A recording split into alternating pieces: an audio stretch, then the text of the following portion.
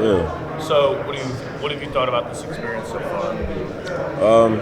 It's been nice, man. Just talking to everybody, and just like I said, just representing the program really.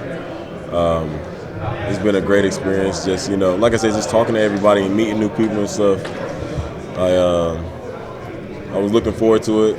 They told me that I was going to come here probably about 3 weeks ago, and I was just looking forward to it, preparing, getting the suit ready. I told all my people, my parents and stuff, just about the opportunity, and so yeah, I've enjoyed it so far. Coach Satterfield has talked about playing hard, taking accountability. What does that look like for you in this offense next year? Playing hard means, man, playing to the whistle blows every single snap, man, and going 100% every single play. Last year we lacked that a little bit, offensive line and receiving wise, whether it was blocking or protecting the quarterback, doing whatever. Just going hard every single play, and we lacked that this year, but we're gonna turn it up this year. For sure. And you said in the other room you're going to do a 60-40 run. I mean, how is the offensive line coming together to allow that to be successful? Like I said, Coach Ledford is a great offensive line coach. They've been coming in every day during the week, I think, except for Sunday, just doing extra stuff, just like I said, just working. And just, because we know that was one of our weak points last year, just, our offensive line. So they really took pride in that. And Mackay and Cole Bentley and just everybody really just took initiative to want to get better. But yeah, 64. It's probably about 60-40 run. Like I said, we couldn't really tell though because the pass was open during the spring, just because we ran the ball more than our defense was used to in practice at least. So man, the pass was open in the spring. It was open against our defense. What do you expect from the quarterbacks?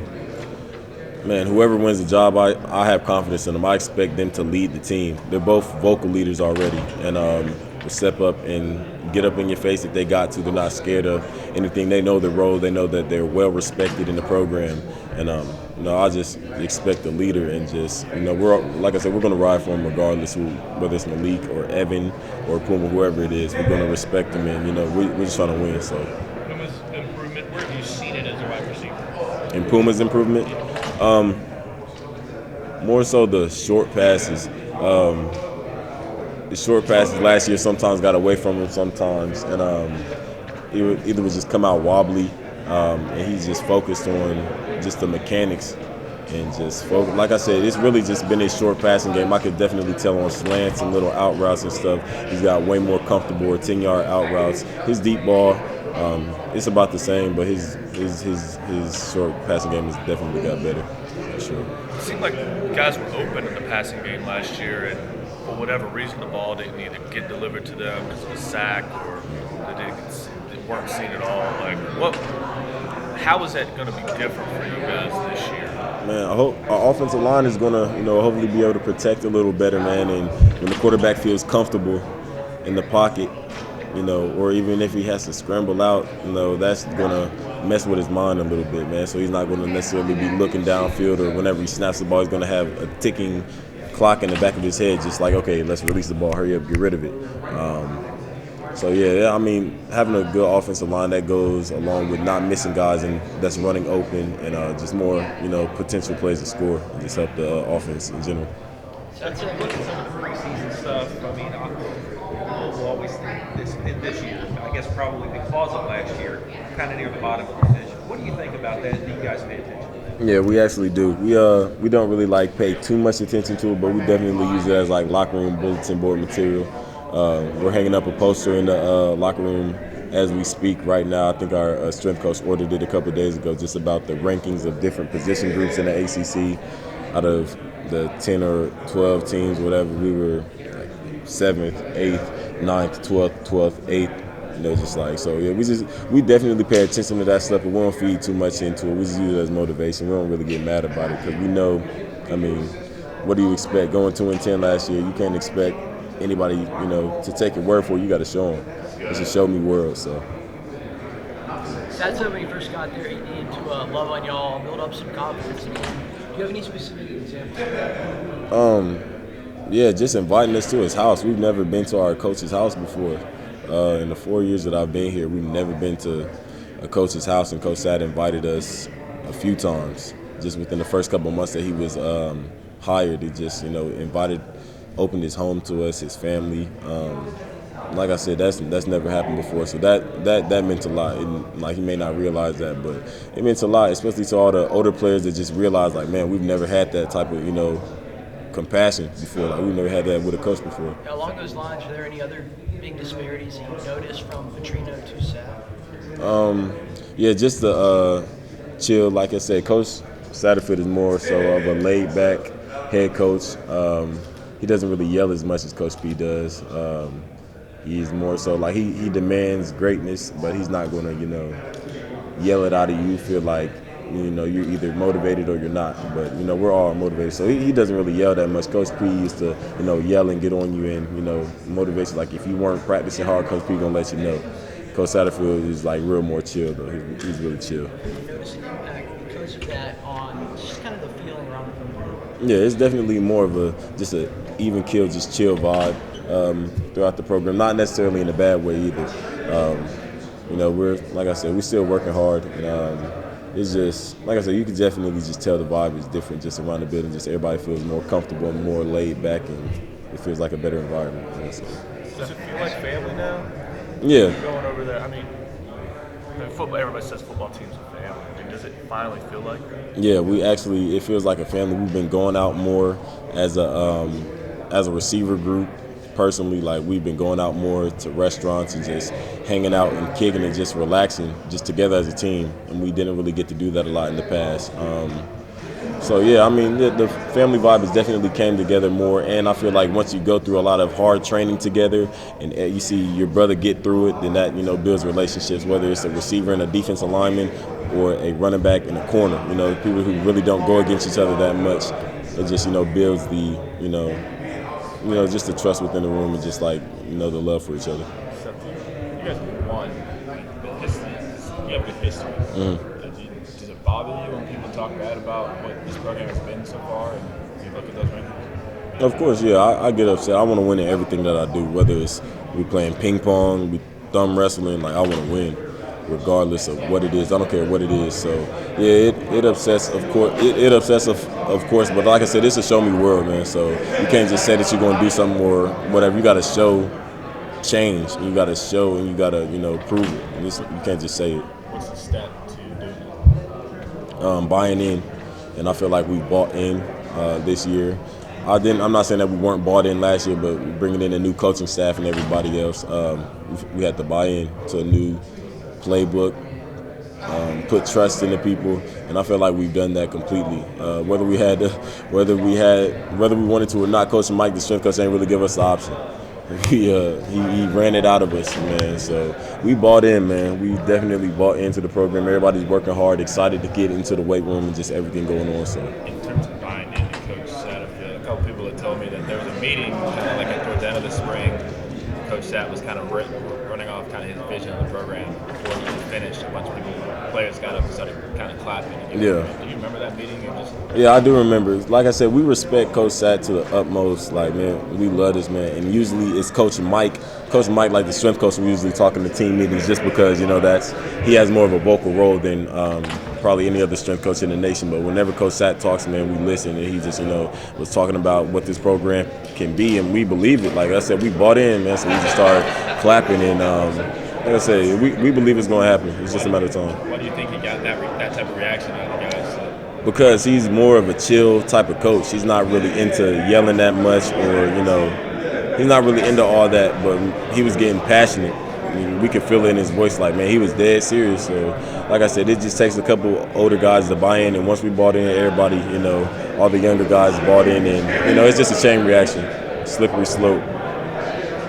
Definitely. This program, the first 2 years, very successful. Humble last year. Completely.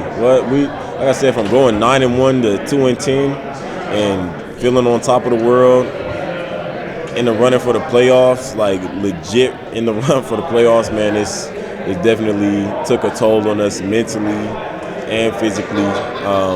I think we needed it,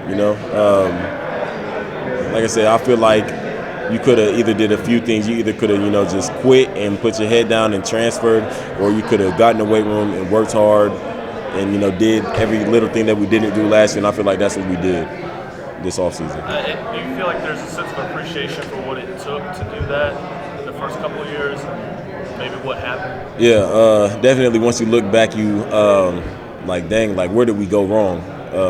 You look back and just realize, like, okay, it may go from a few guys missing weights, just little stuff, or just, missing reps or showing up late to meetings. Those little things translate to the field, or missing class and having to run after practice. Everything translates. So I definitely feel like, I definitely feel like it translates. What was the low point?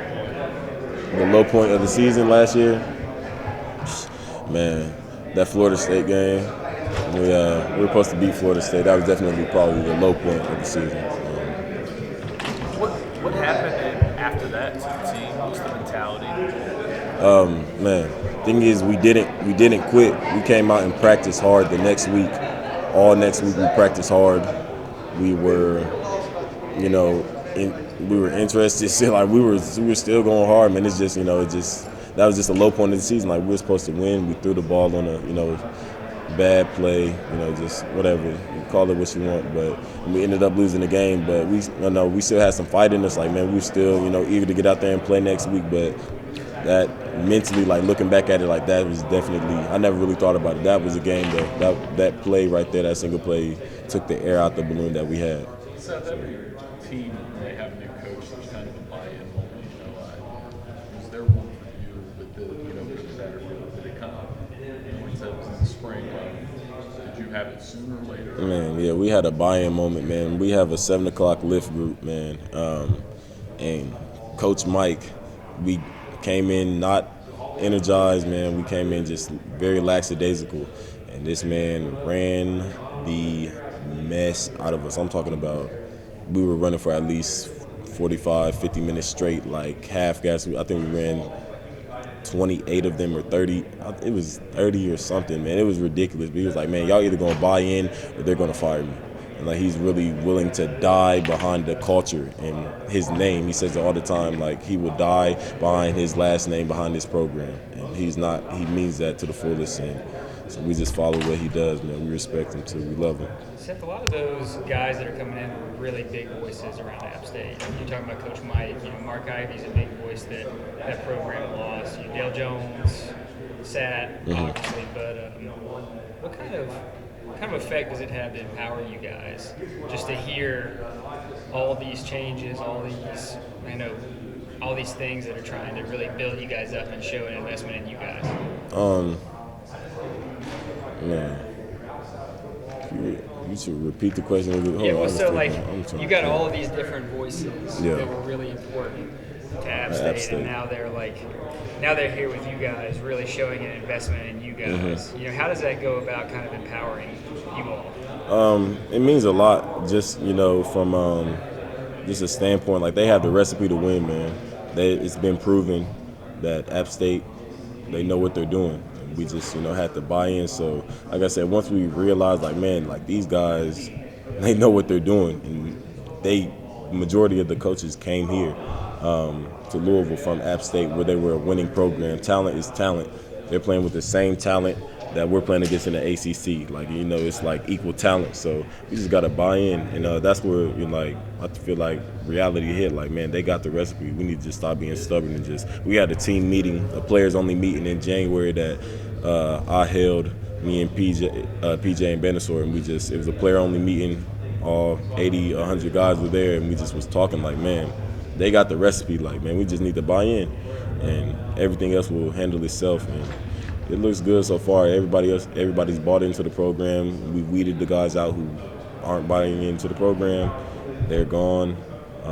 We hit the ground rolling. We're ready. So was it just them that kind of made you guys notice the winningness of the program, or did you kind of look into App State yourself? Or no, we looked into App State ourselves. We definitely did a little research just because we were watching film and we were like, man, these guys won 3 conference titles in the last 4 years. Like, they know something evidently that we don't. So, I mean, you'll be an idiot. You'll be stubborn as hell not to buy into it. That's stupid.